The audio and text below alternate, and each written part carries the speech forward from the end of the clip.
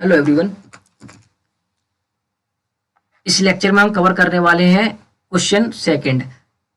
इससे पहले हमने एक क्वेश्चन किया था हमने पिछले लेक्चर में, तो उसमें क्या है देखो, हमने लर्निंग और टीचिंग को हमने कितना डिटेल में किया था। हमने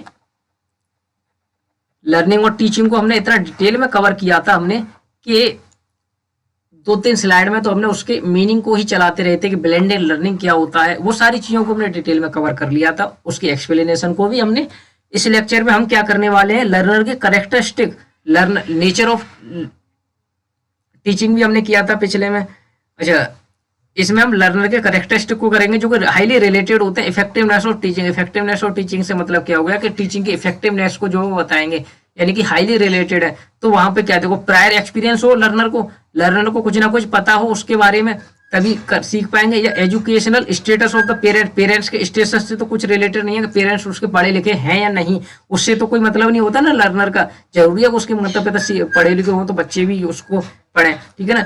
पीयर ग्रुप ऑफ लर्नर, ये फैमिली साइज मैटर करेगा कि कोई फैमिली का 5 लोग रहते हैं किसी में या 2 लोग ही रहते हैं तो वही जो वो अच्छे तरीके से टीचिंग कर पाएंगे, है ना, इफेक्टिवनेस होगी टीचिंग की, तो ये भी जरूरी नहीं है।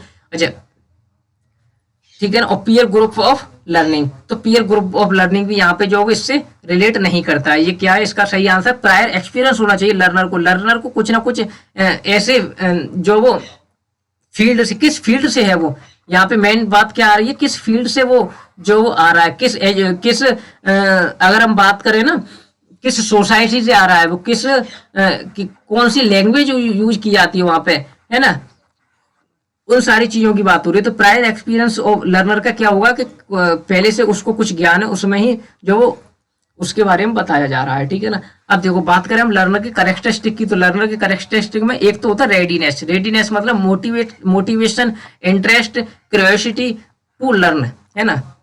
ये क्या है, लर्नर के करेक्टरिस्टिक है।